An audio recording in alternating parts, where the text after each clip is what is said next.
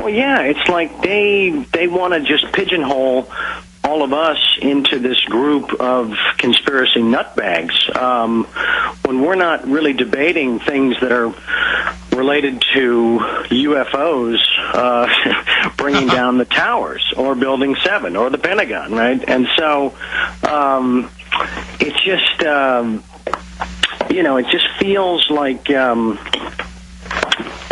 there's things in there that we're not the conspiracy theorists on this particular issue. It seems to me like 19 amateurs with box cutters taking over 4 commercial airliners and hitting 75% of their targets.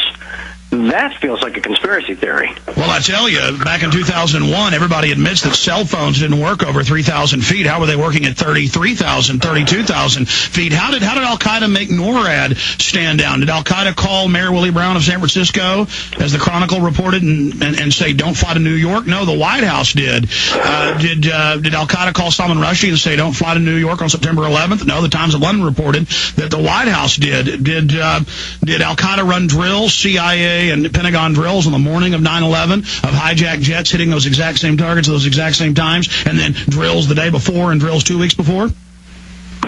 Yeah, the answer to that would be probably not.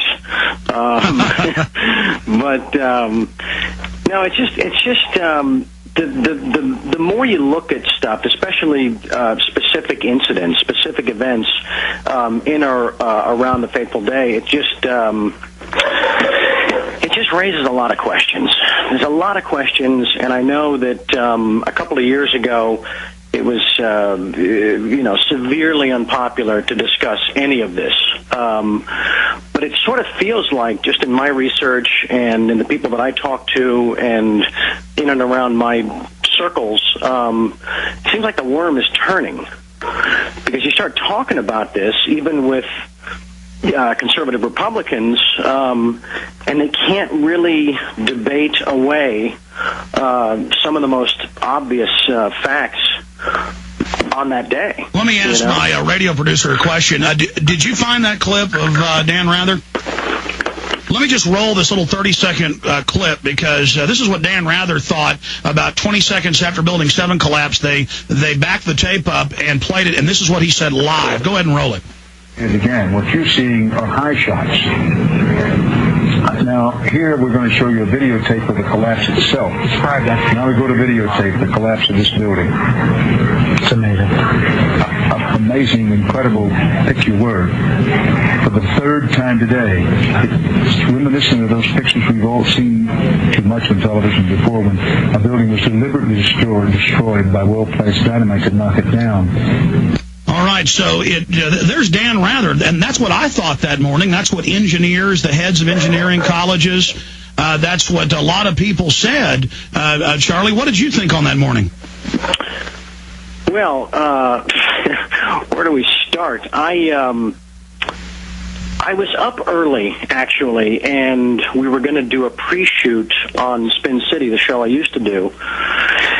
And so, gosh, I was up and I was watching the news, and the North Tower was burning.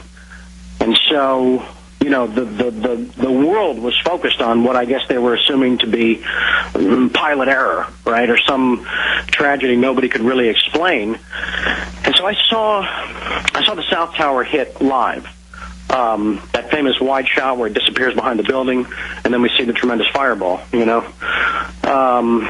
there was a feeling that it just didn't look, how do I say this, didn't look like any commercial jetliner I've flown on any time in my life. And then when the buildings came down, later on that day, I was with my brother. I was at my parents' house, and we were out on the deck. And I said, "Hey, call me insane, but did it sort of look like those buildings came down in a controlled demolition?" And he said, "Well, kind of, but gosh, that's impossible if you think about what it would take for them to orchestrate that." And so, as the days and the weeks went on, I was sort of told what to believe, and I was told through mainstream media and all of the talking heads about what really happened. Now, Charlie, when the press, here's your interview. If they think it's radical that you thought it looked like explosives, they better go talk to Dan Rather, then the host of CBS Nightly News. And we also have a clip of Peter Jennings saying the exact same thing twice. So exactly. He says it looks like bombs. So I guess they'll have to dig up poor Peter Jennings and gripe at him for thinking the same thing that you and I thought. Of course, but what bothers me even more about all of this is that all of this stuff exists from day one. If you start looking at all of the news reporting after day one, the official story starts to find its way into our consciousness. They start telling us the conspiracy theory. The conspiracy theorists in the government start telling us their wild-eyed conspiracies. Exactly. Charlie, and so we all go away from what we felt in our gut initially. Charlie Sheen, stay right there. We've got a break. We'll be right back. Folks, strap yourselves in. All right, folks, do strap yourselves in because we are going to break. Stay with us. We'll come back and read in full 20 Minutes with the President by Charlie Sheen.